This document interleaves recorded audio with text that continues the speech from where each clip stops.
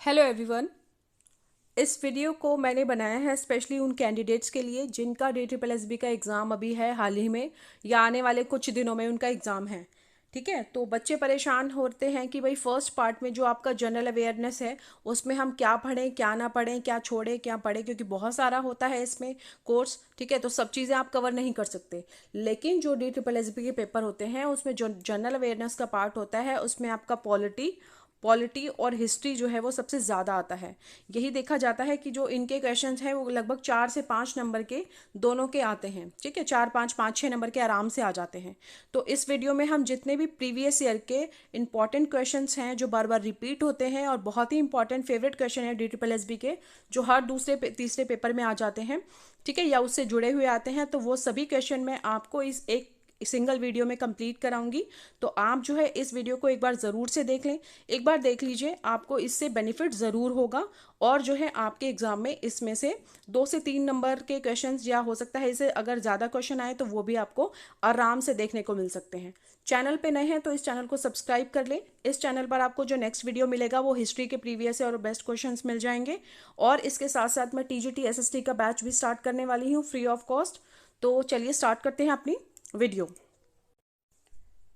इस वीडियो में हम टॉप 50 क्वेश्चन जो हैं वो पॉलिटी के वो डिस्कस करेंगे और साथ में मैं आपको एक्स्ट्रा फैक्ट्स बताऊंगी। तो आपके जो मोस्ट इंपॉर्टेंट क्वेश्चंस हैं वो सभी कवर हो जाएंगे मैक्सिमम। तो चलिए, फर्स्ट क्वेश्चन है आपका, संविधान सभा का अध्यक्ष कौन था? तो यहाँ पे क्वेश्चन वैसे आता है कि संविधान सभा का स्थायी अध्यक्ष कौन था और अस्थायी अध्यक्ष कौन था। तो स्थायी अध्यक्ष थे हमारे राजेंद्र प्रसाद जी और अस्थायी अध्यक्ष थे वो सच्चिदानंद सिन्हा थे।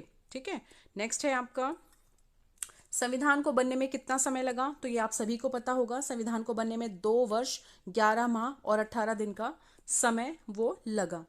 थर्ड है आपका, भारत में संविधान अंगीकृत कब हुआ, यानी कि अडॉप्ट कब हुआ? इस क्वेश्चन में अक्सर बच्चे कंफ्यूज होते हैं, अडॉप्ट कब हुआ और इनैक्ट कब हुआ, यानी कि अंगीकृत कब हुआ और लागू कब हुआ। तो अंगीकृत हुआ आपका कब? 26 जनवरी 1949 को, 26 नवंबर 1950 को, 24 जनवरी 1949, 26 नवंबर 1949। तो आपका सही जवाब है इसमें डी, 26 नवंबर 1949 को हमारा जो संविधान था वो अडॉप्ट किया गया था। और लागू कब किया गया था? 26 जनवरी 1950 को हमारा लागू किया गया था, इनैक्ट किया गया था। नेक्स्ट है क्वेश्चन, मूल अधिकार के अनुच्छेद, फंडामेंटल राइट्स जो हैं वो हमारे, उनके आर्टिकल बताना है आपको। तो कहाँ से कहाँ तक है बताइए, ये आपको पता होगा। इसका सही जवाब है हमारा डी, यानी कि 12 से 35 जो आर्टिकल हैं वो हमारे फंडामेंटल राइट से जुड़े हुए हैं, मूल अधिकारों से जुड़े हुए हैं। ये बहुत इंपॉर्टेंट है, मोस्ट इंपॉर्टेंट क्वेश्चन है। अगर आपने कुछ भी नहीं किया और आप कुछ भी नहीं करना चाहते तो एटलीस्ट आप इनको कर लीजिए, इसमें से आपके क्वेश्चन जरूर आ जाएंगे, बहुत इंपॉर्टेंट है, जरूर आते हैं। नेक्स्ट है आपका फिफ्थ, मूल अधिकार में कुल कितने अनुच्छेद हैं? तो मूल अधिकार में हमारे कुल कितने अनुच्छेद थे? 395 जो आर्टिकल्स हैं हमारे वो मूल अधिकार यानी कि ओरिजिनल कॉन्स्टिट्यूशन के अंतर्गत थे। नेक्स्ट है आपका, मूल संविधान में कुल कितने भाग हैं? तो मूल संविधान में हमारे कितने पार्ट थे? 10, 15, 18 या फिर 22। तो 22 पार्ट हमारे जो है वो ओरिजिनल में कॉन्स्टिट्यूशन के अंतर्गत थे। अब जो जुड़े हैं वो सब टॉपिक्स हैं इसके, ठीक है, इसके सब टॉपिक्स हैं वो। उसके बाद है, मूल अधिकार में कुल कितनी अनुसूचियां हैं? तो 8 अनुसूचियां हैं मूल अधिकार में। बाकी आपकी 9, 10, 11, 12 जो है वो बाद में जुड़ी हैं। और जो 11 और 12 है वो बहुत इंपॉर्टेंट है। 11 आपकी जो है वो ग्राम पंचायतों से जुड़ी हुई है और जो 12 है वो नगर पालिका की शक्तियों से जुड़ी हुई है। नेक्स्ट क्वेश्चन, भारतीय संसदीय प्रणाली कहाँ से ली गई है? तो भारतीय संसदीय प्रणाली आपकी ली गई है कहाँ से? ब्रिटेन, अमेरिका, जर्मनी या फिर कनाडा? तो ब्रिटेन से ली गई है, सबको पता होगा ये वाला। नेक्स्ट है, भारतीय संविधान के मूल अधिकार कहाँ से लिए गए हैं? बहुत ही इजी है पर बहुत ही इंपॉर्टेंट है। इंग्लैंड, जापान, आयरलैंड या फिर अमेरिका? तो USA से लिए गए हैं, अमेरिका से लिए गए हैं हमारे फंडामेंटल राइट्स। नेक्स्ट, नीति निर्देशक सिद्धांत तत्व कहाँ से लिए गए हैं? तो ये लिए गए हैं हमारे कहाँ से? आयरलैंड से लिए गए हैं, राइट है इसका ए।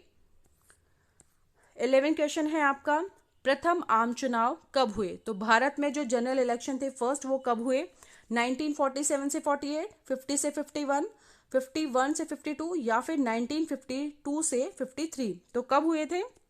ये हुए थे हमारे 1951 से 52, यानी कि अक्टूबर 1951 से फरवरी 1952 तक हमारे प्रथम आम चुनाव जो हुए थे। ठीक है, प्रथम हमारे जो इलेक्शन कमिश्नर थे वो कौन थे बताइए, अगर आपको पता है तो कमेंट बॉक्स में लिख के बताएंगे मुझे। नेक्स्ट क्वेश्चन है आपका, ये आ गया, नेक्स्ट क्वेश्चन आपका यही आ गया। प्रथम चुनाव अध्यक्ष आपके कौन थे, आयोग के अध्यक्ष कौन थे? सुकुमार सेन, राजेंद्र प्रसाद, सरदार पटेल, जवाहरलाल नेहरू। तो कौन थे आपके, ये है इसका सही जवाब सुकुमार सेन। तो ये तो थे आपके प्रथम चुनाव आयोग अध्यक्ष। वर्तमान में कौन है? वर्तमान में है आपके सुशील चंद्रा। सुशील चंद्रा हैं आपके वर्तमान में चुनाव आयोग अध्यक्ष। ठीक है, नेक्स्ट है आपका क्वेश्चन, भाषा के आधार पर बना पहला राज्य कौन सा था? तो भाषा के आधार पर बना पहला राज्य तमिलनाडु, आंध्र प्रदेश, केरल, महाराष्ट्र। तो इसका सही जवाब है आंध्र प्रदेश। कब बना था? इसकी डेट भी आ जाती है कई बार, ये ध्यान रखें, अक्सर डेट ही आएगी आपकी, ये ध्यान रखिए। 1 अक्टूबर 1953 को बना था। ठीक है, इसके बाद बहुत सारे बने हैं, आप एक बार उनको भी देख लेना। ठीक है, नेक्स्ट है, किस अनुच्छेद के तहत समता का अधिकार की गारंटी दी गई है, यानी कि राइट टू इक्वेलिटी? किस अनुच्छेद के अनुसार है? 14, 15, 16, 17 या फिर उपरोक्त सभी? तो कौन से हैं ये? हमारे 14 से 17 जो हैं वो सभी हैं, ये सभी हमारे समता का अधिकार दर्शाते हैं। उसके बाद है नेक्स्ट, स्वतंत्रता का अधिकार किस अनुच्छेद में दिया गया है? तो राइट टू फ्रीडम हमारा किस में है? आर्टिकल 19, आर्टिकल 20, आर्टिकल 21 एंड 22 या फिर ऑल ऑफ दी अबव? कौन से हैं? ये सभी हैं। तो अगर हमारा क्वेश्चन ये आता है कि स्वतंत्रता का अधिकार कहाँ से कहाँ तक है, तो ये भी आपका है 19 to 22 आर्टिकल, यहाँ से 19 से 22 तक हमारे सभी स्वतंत्रता का अधिकार इसमें दिया गया है। नेक्स्ट क्वेश्चन, किन अनुच्छेदों का समूह शोषण के विरुद्ध अधिकार की विवेचना करता है? तो इसका सही जवाब क्या होगा, इसको देखेंगे आप। 17, 18, 19, 20, 21, 22 या फिर 23, 24। तो इसका सही जवाब है 23 एंड 24 जो आर्टिकल है वो हमारा जो है राइट अगेंस्ट टू एक्सप्लॉयटेशन, इसके से जुड़ा हुआ है, शोषण के विरुद्ध अधिकार दिया गया है। अगला क्वेश्चन है, संविधान का कौन सा अनुच्छेद संवैधानिक उपचार का अधिकार प्रदत्त करता है? तो इस क्वेश्चन का मतलब है कि संविधान का कौन सा अनुच्छेद है जो भी हमारे फंडामेंटल राइट्स होते हैं उनका उल्लंघन यदि होता है तो जो हमारे नागरिक होते हैं उनको इस चीज़ का राइट होता है कि वो उच्चतम न्यायालय या फिर उच्च न्यायालय के पास जा सकता है उनकी अपनी परेशानी को लेके। ठीक है, तो इसका आपका जवाब होगा, इसका कहीं सही आंसर होगा क्या? ए अनुच्छेद 30, अनुच्छेद 31, 32 या फिर 33। तो इसका सही जवाब है सी, आपका आर्टिकल 32 इसका सही जवाब है। बहुत इंपॉर्टेंट है ये क्वेश्चन। नेक्स्ट है, निम्नलिखित में से कौन सा अधिकार एक मौलिक अधिकार नहीं है? ए स्वतंत्रता का अधिकार, बी समता का अधिकार, धार्मिक स्वतंत्रता का अधिकार या फिर डी संपत्ति का अधिकार।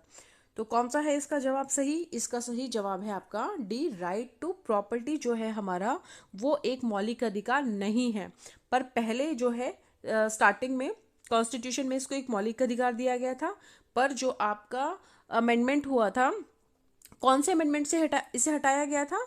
44वें संविधान संशोधन द्वारा 1978 में इसे जो है मौलिक अधिकार की श्रेणी से हटा दिया गया और जो है इसको 300 ए आर्टिकल के अंतर्गत डाल दिया गया है। नेक्स्ट है आपका, शिक्षा के अधिकार को मौलिक अधिकार का दर्जा किस अनुच्छेद के अंतर्गत प्राप्त है? तो किसके अंतर्गत प्राप्त है देखते हैं, अनुच्छेद 20, 21, 21A या फिर 51A, 51 का। तो इसमें आपका सही जवाब है यहाँ पर अनुच्छेद 21A, आर्टिकल 21A। ये जो स्टेटस है ये बाद में दिया गया है, मौलिक अधिकार जो है शिक्षा का अधिकार को मौलिक अधिकार बाद में दिया गया है, पहले ये नहीं था। और ये कब दिया गया है? ये दिया गया है 86वें संविधान संशोधन द्वारा 2002 में दिया गया है। 6 से 14 साल तक के जो बच्चे होते हैं उनको राइट टू एजुकेशन, आप सभी को पता होगा। ये सवाल तो बहुत ही इंपॉर्टेंट है, पीआरटी में ये बिल्कुल या तो सेकंड पार्ट में, फर्स्ट पार्ट में, कहीं पे भी आ जाएगा, ये आता ही है।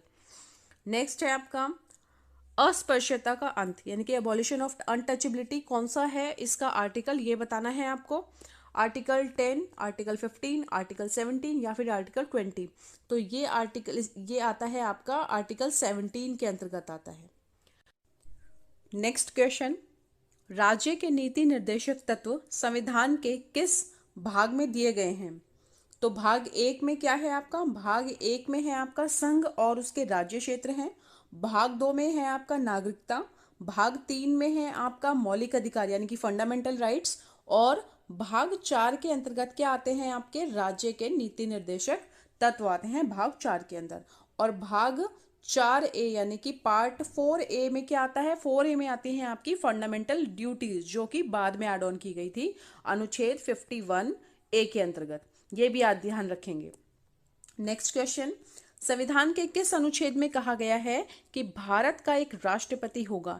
यानी कि बेसिकली आपसे पूछा जा रहा है कि किस जो 52 यहाँ पे अनुच्छेद है भारत के राष्ट्रपति से जुड़ा हुआ, वो कौन सा है? तो वो है हमारा 52।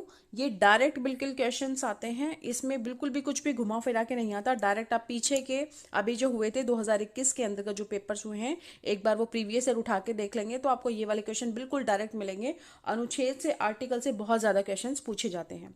नेक्स्ट है आपका, भारत के राष्ट्रपति की न्यूनतम आयु क्या है? तो कितनी है? 25 साल है, 30 है या फिर 35 है? तो 35 वर्ष जो है वो हमारे भारत के राष्ट्रपति की न्यूनतम आयु है। 25 वर्ष है आपकी किसकी? लोकसभा के सदस्य की। लोकसभा के जो सदस्य होते हैं उसकी मिनिमम आयु है हमारी 25। और 30 वर्ष किसकी है? 30 है आपकी राज्यसभा की। तो राज्यसभा की है आपकी 30 और 35 है आपकी राष्ट्रपति की। नेक्स्ट आपका, राष्ट्रपति को शपथ कौन दिलाता है? तो राष्ट्रपति को शपथ कौन दिलाता है, इसका जवाब सभी को पता होगा। जो चीफ जस्टिस ऑफ इंडिया होते हैं यानी कि सर्वोच्च न्यायालय का जो मुख्य न्यायाधीश होता है वो राष्ट्रपति को ओथ दिलवाता है। नेक्स्ट है आपका, राष्ट्रपति पर चलाई जाने वाली महाभियोग प्रक्रिया किस अनुच्छेद में दी गई है? तो जो इम्पीचमेंट प्रोसेस है वो किस आर्टिकल के अंतर्गत दिया गया है? आर्टिकल 55, 60, 61 या फिर आर्टिकल 72? तो सही आंसर है इसका आर्टिकल 61 में जो है जो महाभियोग प्रक्रिया है कंप्लीटली वो दी गई है। और जो आर्टिकल 72 है ये भी इंपॉर्टेंट है, ये भी राष्ट्रपति से जुड़ा हुआ है। आर्टिकल 72 के अंतर्गत राष्ट्रपति को क्षमादान की जो शक्ति होती है वो प्रदान की गई है। नेक्स्ट है आपका 26 क्वेश्चन, राज्यसभा में कुल कितनी सीटें हैं? तो राज्यसभा में जो कुल सीटें होती हैं वो होती हैं हमारी 250। ठीक है, 250 होती हैं। और इसका जो डिवीजन होता है वो 233 जो आपकी सीट्स हैं वो स्टेट एंड यूटी से होती हैं। और जो 12 यानी कि जो 12 सदस्य होते हैं उनको राष्ट्रपति द्वारा मनोनीत किया जाता है, जो अलग अलग फील्ड से, क्षेत्रों से होते हैं। कला, साहित्य, विज्ञान और समाज सेवा, इनसे होते हैं। ठीक है, नेक्स्ट है आपका, और वर्तमान में कितने आपके जो राज्यसभा की सीटें हैं वो कितनी हैं? तो राज्यसभा की जो वर्तमान में सीटें हैं वो हैं आपकी 245 और ये है टोटल, मैक्सिमम इतनी हो सकती हैं। ओके, नेक्स्ट है आपका, राज्यसभा का सदस्य निर्वाचित होने के लिए न्यूनतम आयु कितनी होती है? तो ये सारी जितनी मैंने लिखी हुई है ना, ये सारी इंपॉर्टेंट हैं। ठीक है, तो राज्यसभा के लिए कितनी चाहिए होती है? 25, 30 या फिर 35? तो राज्यसभा के सदस्य के लिए चाहिए होती है हमें 30 वर्ष जो न्यूनतम आयु होती है। 25 वर्ष होती है लोकसभा के लिए न्यूनतम आयु और 35 वर्ष होती है राष्ट्रपति के लिए न्यूनतम आयु। ये हम पहले भी कर चुके हैं। तो 25 हो गई आपकी लोकसभा के लिए और 30 हो गई आपकी राज्यसभा के लिए। नेक्स्ट, लोकसभा की अधिकतम सदस्य संख्या कितनी हो सकती है? तो राज्यसभा को हम देख चुके हैं अभी। अब लोकसभा के जो मैक्सिमम सीट्स होती हैं या मैक्सिमम मेंबर्स होते हैं लोकसभा के, वो कितने होते हैं? 540, 545, 550 या फिर 552? तो टोटल होते हैं हमारे 552 मैक्सिमम। ठीक है, और वर्तमान में है कितने आपके? वर्तमान में है आपके 545। ओके, तो इसका डिवीजन कैसे होता है? जैसे राज्यसभा में था इसी तरह से 530 जो हैं वो आपके स्टेट से होते हैं और 20 जो सदस्य हैं वो यूटी से होते हैं और जो 2 सदस्य होते हैं वो आंग्ल भारतीय जो होते हैं उनसे चुने जाते हैं, जो राष्ट्रपति चुनता है। ये भी नेक्स्ट है आपका, लोकसभा का कार्यकाल कितना होता है? तो ये सिंपल है, ये सबको पता होगा और बहुत ही इंपॉर्टेंट क्वेश्चन है ये भी। 4, 5, 6 या फिर नो लिमिट्स? तो इसका आंसर है आपका 5 साल जो है वो लोकसभा का कार्यकाल होता है। फिर भी बच्चे इसमें कई बार कंफ्यूज होते हैं, तो मैं आपको बता दूं 5 साल होता है आपका लोकसभा का, और जो 6 साल होता है वो होता है राज्यसभा का। ठीक है, राज्यसभा का 6 साल होता है, ये आपने ध्यान रखना है। और जो राज्यसभा होता है, राज्यसभा एक स्थायी सदन है, वो कभी भंग नहीं हो सकता। ठीक है, इसके जो सदस्य होते हैं वो हर 2 वर्ष बाद 1/3 जो सदस्य होते हैं उनको सेवानिवृत्त कर दिया जाता है। तो इस तरह से जो है वो कंप्लीट चलता रहता है, कभी भी ऐसा नहीं आता कि सारे जो सदस्य होते हैं उनका टेन्योर खत्म हो जाता है या ऐसा कुछ। ठीक है, तो ये एक परमानेंट हमारा सदन होता है। नेक्स्ट है आपका, संविधान के किस अनुच्छेद में कहा गया है कि संघ के लिए एक संसद होगी? यस, ये बहुत ही इंपॉर्टेंट है। ये सारे ही आर्टिकल मैंने सभी इस तरह से लिखे हुए हैं कि आपको साथ साथ और भी चीजें कवर हो जाएं। ठीक है, तो आर्टिकल 79 के अंतर्गत जो है, एक अनुच्छेद के अंतर्गत जो है वो संघ की हमारी एक संसद होगी 79 के अंतर्गत। संसद किस किस से मिलकर बनती है? हमारी जो संसद होती है वो राष्ट्रपति, आपकी राष्ट्रपति, राज्यसभा और लोकसभा, इनसे मिलकर बनती है। ठीक है, तो संसद का आर्टिकल हो गया आपका 79, और राज्यसभा का कितना हो गया? 80 हो गया आपका राज्यसभा का, और 81 जो है वो हो गया आपका लोकसभा। यानी कि लोकसभा का जो प्रावधान है वो 81 अनुच्छेद के अंतर्गत है, राज्यसभा का 80 के, और 79 जो है वो आपका संसद। ठीक है, ये आपको आ गया होगा समझ में। तीनों ही बहुत इंपॉर्टेंट आर्टिकल्स हैं, इनको आप बिल्कुल ना भूलें। नेक्स्ट है आपका, लोकसभा में आंग्ल भारतीय समुदाय से कितने सदस्यों को मनोनीत किया जाता है? तो ये मैं ऊपर बता चुकी हूँ। जो 2 सदस्य होते हैं आपके, वो आंग्ल भारतीय समुदाय से मनोनीत किए जाते हैं। कौन करता है? राष्ट्रपति करता है। नेक्स्ट है आपका, राज्यसभा में राष्ट्रपति द्वारा कितने सदस्यों को नामित किया जाता है या कितने कर सकता है वो? तो 2 हमारे हो गए लोकसभा के और 12 हो गए हमारे राज्यसभा के। और दोनों को ही कौन नॉमिनेट करता है? राष्ट्रपति करता है, प्रेसिडेंट करता है। नेक्स्ट है आपका, धन विधेयक संबंधित अनुच्छेद कौन सा है? बहुत ही इंपॉर्टेंट है ये भी। ठीक है, तो जो हमारा मनी बिल होता है, मनी बिल से रिलेटेड आर्टिकल है आपका 108, 109, 110 या फिर 111 आर्टिकल। तो अनुच्छेद 110 जो है आपका वो मनी बिल से रिलेटेड है, मनी बिल से रिलेटेड है। और जो 108 है ये भी बहुत इंपॉर्टेंट है, इसके अंतर्गत जो है वो संयुक्त अधिवेशन जो होता है इसके इस आर्टिकल के अंतर्गत बुलाया जाता है। ठीक है, नेक्स्ट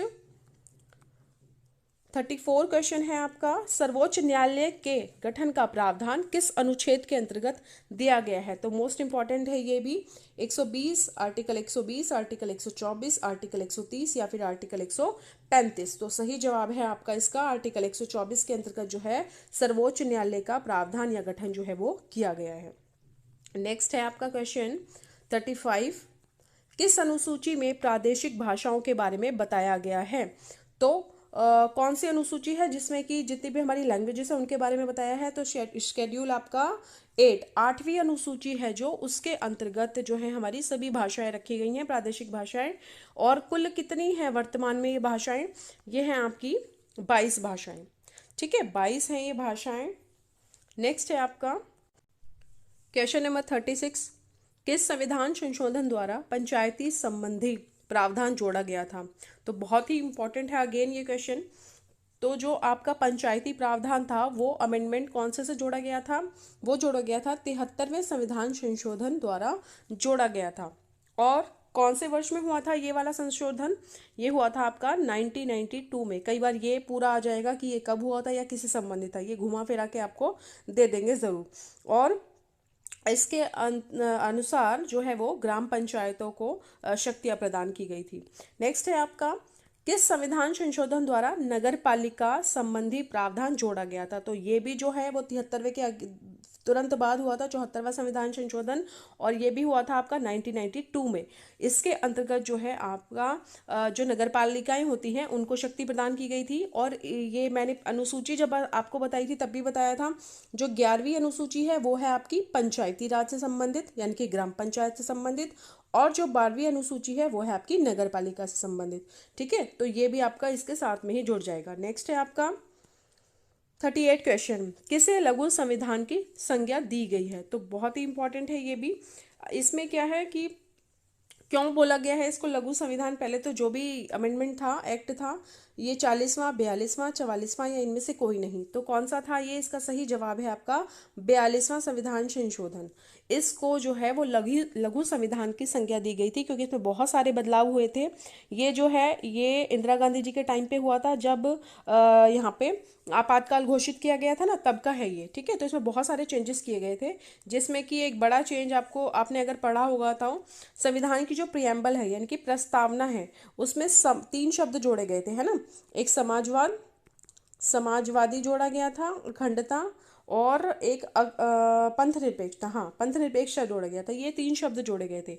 इसके अलावा जो आपकी फंडामेंटल ड्यूटीज हैं उनको भी ऐड ऑन किया गया था। ठीक है, तो बहुत सारे ऐसे और भी अमेंडमेंट थे जो इसके अंतर्गत किए गए थे, इसीलिए इसे लघु संविधान की संज्ञा दी गई है। नेक्स्ट है आपका 42वें संविधान संशोधन द्वारा संविधान के किस अनुच्छेद में मौलिक कर्तव्यों को जोड़ा गया था? तो मौलिक कर्तव्य जो हैं आपके वो कौन से पार्ट में आते हैं? पार्ट 4A में आते हैं। ठीक है, 4 में आते हैं आपके नीति निर्देशक सिद्धांत तत्व, और 4A में आती हैं आपकी फंडामेंटल ड्यूटीज। कौन से आर्टिकल में जोड़े गए थे? ये जोड़े गए थे आपके 51 यानी कि 51A में आपके जोड़े गए थे ये। उसके बाद है संसद के किस सदन को भंग नहीं किया जा सकता, अतः ये एक स्थायी सदन होता है। तो कौन सा सदन है आपका? सबको पता होगा, ये जो अस्थायी सदन होता है हमारा लोकसभा होता है, क्योंकि हर 5 साल बाद जो है सरकार चुनी जाती है, नए तरीके से चुनाव होते हैं। ठीक है, और जो राज्यसभा होता है आपका वो एक स्थायी सदन होता है। इसमें इसका इनके सदस्यों का जो कार्यकाल होता है वो 6 वर्ष का होता है। लोकसभा क्या 5 साल का होता है, और हर 2 साल बाद 1/3 जो सदस्य होते हैं उनको सेवानिवृत्त किया जाता है। ठीक है, तो इस तरह से जो है ये वाला जो सदन होता है वो कभी भी भंग नहीं होता, इसलिए इसे हम स्थायी सदन कहते हैं। नेक्स्ट है आपका संविधान के किस अनुच्छेद के अंतर्गत निर्वाचन आयोग का गठन किया गया है? तो इसका है आपका सही जवाब अनुच्छेद 324। 324 के अंतर्गत जो है हमारा संविधान में जो निर्वाचन आयोग है उसका गठन किया गया है, उसके अंतर्गत किया जाता है इसका गठन। और पहले जो हमारे मुख्य चुनाव आयुक्त थे वो तो कौन थे? वो कौन थे? सुकुमार सेन। ये पहले और जो वर्तमान होते हैं काफ़ी इंपॉर्टेंट होते हैं, सुकुमार सेन थे। और जो वर्तमान में है वो कौन है? वो है हमारे सुशील चंद्र। ठीक है, तो आप किसी भी आयोग को पढ़ रहे हैं या इस तरह की जो कमेटियां होती हैं तो वर्तमान और प्रथम, ठीक है, ये इम्पोर्टेंट, ये ज़रूर से कर लेंगे, ये भी आते हैं काफ़ी। नेक्स्ट है आपका 42वां क्वेश्चन, संविधान के किस अनुच्छेद में राष्ट्रपति की क्षमादान की शक्तियां दी गई हैं? तो आर्टिकल 72 में जो है वो राष्ट्रपति की जो क्षमादान की शक्तियां हैं उनका पूरा दिया गया है। ठीक है, नेक्स्ट है राष्ट्रपति को अध्यादेश जारी करने की शक्ति प्रदान की गई है किस अनुच्छेद के अंतर्गत? तो अनुच्छेद 123, 125, 128 या फिर 223। तो अनुच्छेद 123 यानी कि आर्टिकल 123 के अंतर्गत जो है वो राष्ट्रपति को जो ये ऑर्डिनेंस होता है उसको पास करने की जो शक्ति है वो दी गई है। नेक्स्ट है आपका हेबियस कॉर्पस बंदी प्रत्यक्षीकरण रिट कौन जारी करता है? तो जो ये रिटे वाला रिट होती हैं ये काफ़ी इंपॉर्टेंट हो जाती हैं। कई बार मूवीज़ में देखा गया है इस रिट का, तो कई बार नाम आया है। हाल ही में एक मूवी आई थी जय भीम, हाँ जय भीम आई थी, उसमें भी इसका नाम था। तो ऐसे क्वेश्चन जो हैं वो अक्सर इंपॉर्टेंट हो जाते हैं। तो रिट कौन जारी कर सकता है?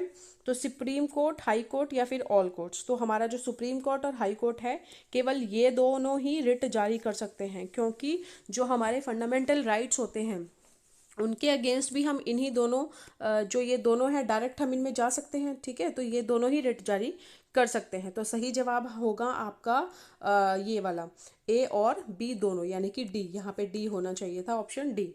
नेक्स्ट है आपका संविधान के किस अनुच्छेद के तहत राष्ट्रपति को राष्ट्रीय आपात उद्घोषित करने की शक्ति प्रदान की गई है? 352, आर्टिकल 356, आर्टिकल 360 या फिर 370। तो ये मैंने तीनों डाल दिए हैं यहाँ पे, आपको तीनों एक ही क्वेश्चन में कवर हो जाएंगे। तो आर्टिकल 352 जो है वो है राष्ट्रीय आपातकाल से जुड़ा हुआ।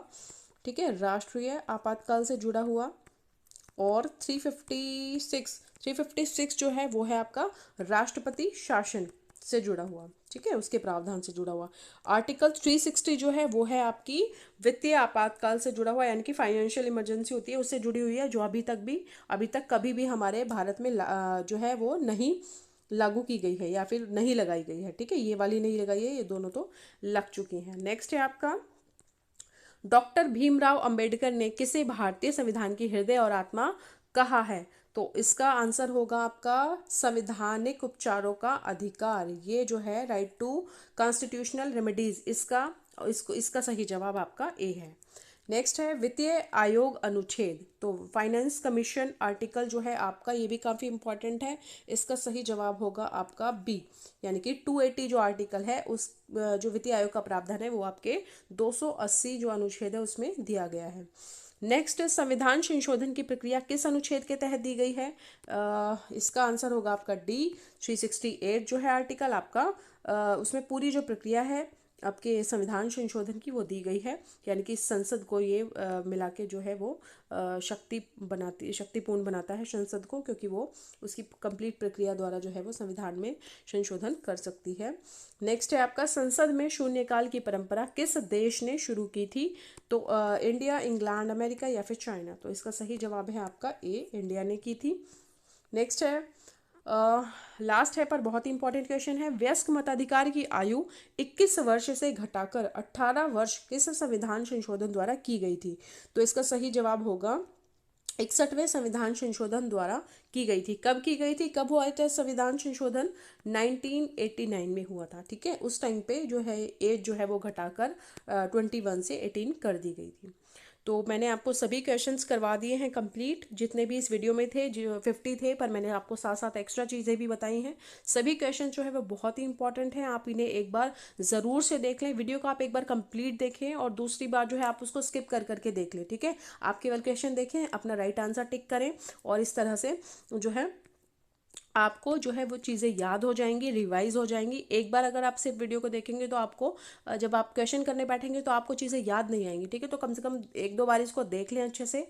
और इसके अलावा फंडामेंटल जो राइट्स हैं आपके 12 से 35 वाले, उसको अच्छे से भी ज़रूर कर लें, ठीक है, वो बहुत ही इंपॉर्टेंट है, इसको अच्छे से ज़रूर कर लें। आजकल आर्टिकल्स बहुत आते हैं, अभी जो पिछले साल जो पूरे साल में जो पेपर्स हुए थे उसमें भी आर्टिकल्स बहुत पूछे गए थे, ठीक है, तो आप वो भी ज़रूर से देख लें।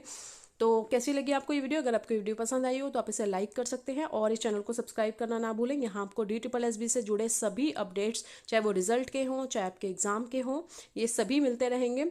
और इसके साथ मैंने अब सीरीज स्टार्ट करी है, तो अब पॉलिटी के बाद आपकी जो है वो हिस्ट्री की आएगी और उसके बाद मैं आगे उसको कंटिन्यू करूँगी। Thank you.